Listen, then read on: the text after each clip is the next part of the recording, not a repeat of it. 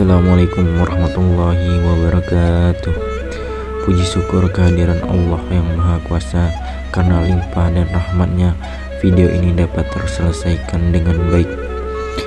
Salawat berserta salam tidak lupa kita haturkan kepada junjungan kita Nabi besar Muhammad SAW dengan mengucapkan Allahumma sholli ala Sayyidina Muhammad wa ala ali Sayyidina Muhammad. Baiklah, pada kesempatan kali ini saya Irfan Nursalis akan menjelaskan tentang putusnya perkawinan. Dalam materi ini terbagi beberapa pokok materi. Yang pertama, perceraian atau talak, yang kemudian yaitu jenis-jenis talak, kemudian talak dalam pengadilan, yang terakhir adalah talak di luar pengadilan. Mungkin itulah pokok-pokok materi yang akan saya bahas. Semoga Anda semua dapat memahami dan mengambil pelajaran dari video ini. Baik, yang pertama yaitu memahami putusnya perkawinan dalam sistem hukum Indonesia. Putusnya perkawinan adalah topik yang sensitif dan kompleks dalam masyarakat Indonesia. Perceraian sebagai bentuk pengakhiran ikatan hukum perkawinan memiliki berbagai aspek yang perlu dipahami, mulai dari dasar hukum hingga prosedur yang berlaku. Jadi, presentasi ini bertujuan memberikan pemahaman yang komprehensif tentang putusnya perkawinan dalam sistem hukum di Indonesia. Baiklah ikhwan akhwat, langsung saja kita masuk materi yang pertama, yaitu perceraian atau talak. Perceraian yang dilakukan oleh suami. Sebelum kita membahas lebih jauh, kita harus mengetahui dulu apa itu definisi talak. Talak merupakan perceraian yang dilakukan oleh suami dengan mengucapkan kata talak atau cerai kepada istrinya. Ini adalah cara perceraian yang paling umum dikenal dalam hukum Islam. Talak dalam hukum Islam adalah perceraian yang dilakukan oleh suami dengan mengucapkan kata talak atau cerai kepada istrinya. Dalam sistem perkawinan Islam, suami memiliki hak untuk mengajukan perceraian dengan cara ini, dan hal ini diatur dalam Al-Quran serta hadis. Salah satu hadis yaitu dari hadis riwayat Abu Daud dan Ibnu Majah yang berbunyi, perbuatan halal yang sangat dibenci Allah adalah talak atau cerai. Jadi dengan hadis ini dapat kita simpulkan bahwa perceraian atau talak adalah hak suami yang sah.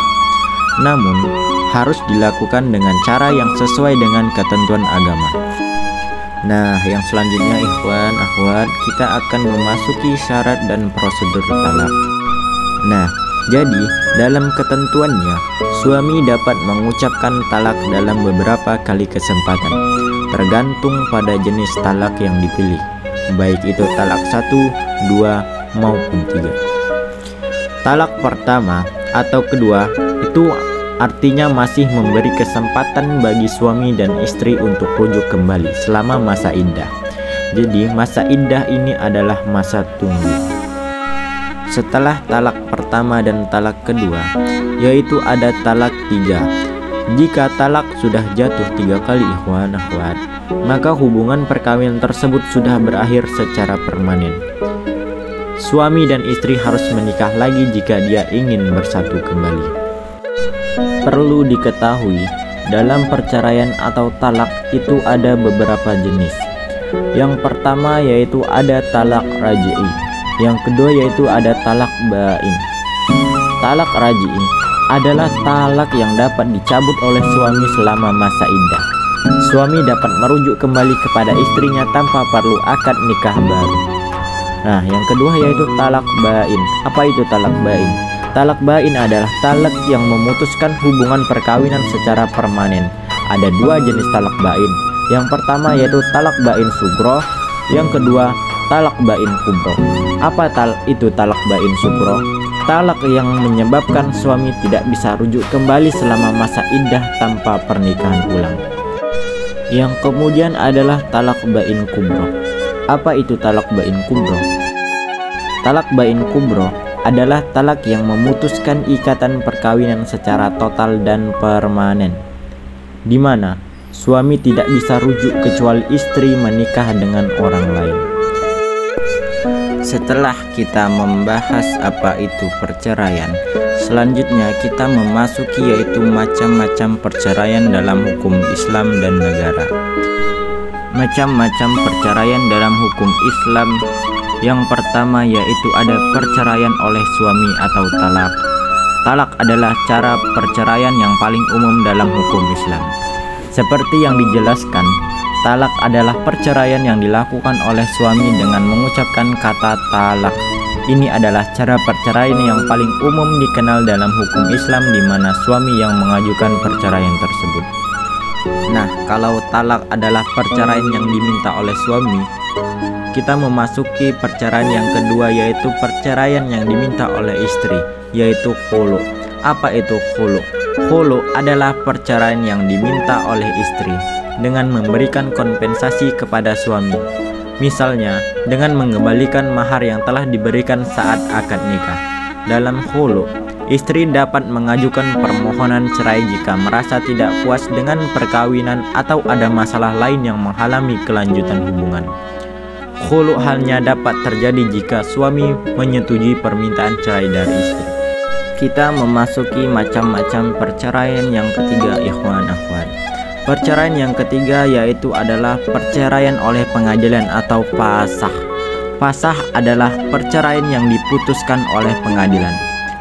Perceraian jenis ini biasanya diajukan oleh salah satu pihak, baik suami ataupun istri, yang merasa bahwa perkawinan tidak dapat lagi dipertahankan. Ada beberapa alasan yang dapat diterima dalam pasah, berupa kekerasan dalam rumah tangga atau KDRT, perselingkuhan, atau ketidakmampuan salah satu pihak untuk memenuhi kewajiban dalam perkawinan. Pasah juga dapat diajukan jika ada cacat dalam akad nikah, seperti pemaksaan atau ketidaksahannya perkawinan tersebut. Nah, yang terakhir adalah perceraian melalui li'an. Perceraian melalui li'an adalah perceraian yang terjadi karena tuduhan istri terhadap suami melakukan zina. Dalam hal ini, jika suami menolak tuduhan dan bersumpah bahwa dia tidak melakukan zina, maka pengadilan akan memutuskan untuk memisahkan keduanya dengan talak. Nah, selanjutnya kita akan memasuki pokok materi yang ketiga, ikhwan akhwat, yaitu perceraian di pengadilan. Terdapat dua pokok materi, yaitu prosedur dan alasan. Yang pertama yaitu prosedur perceraian di pengadilan. Prosedur perceraian di pengadilan melibatkan beberapa langkah, yaitu gugatan cerai, proses sidang, dan keputusan pengadilan. Yang kedua yaitu alasan perceraian. Perceraian dapat diajukan karena berbagai alasan seperti kekerasan dalam rumah tangga, perselisihan yang tidak dapat didamaikan, ketidaksetiaan, atau ketidaknyamanan menjalankan kewajiban perkawinan. Kita masuk proses perceraian di pengadilan. Yang pertama yaitu ada gugatan cerai. Jadi, salah satu pihak, suami atau istri, mengajukan gugatan cerai ke pengadilan. Gugatan ini dapat dilakukan karena berbagai alasan, ikhwan akhwat, seperti kekerasan dalam rumah tangga, perselisihan terus-menerus, atau ketidakmampuan menjalani kewajiban perkawinan. Nah, proses yang kedua yaitu adalah proses sidang. Pengadilan akan memeriksa gugatan perceraian dan bukti-bukti yang diajukan oleh pihak yang mengajukan cerai. Pengadilan akan mendengarkan keterangan dari kedua pihak serta saksi dan ahli yang relevan untuk memutuskan perkara. Yang terakhir yaitu keputusan pengadilan.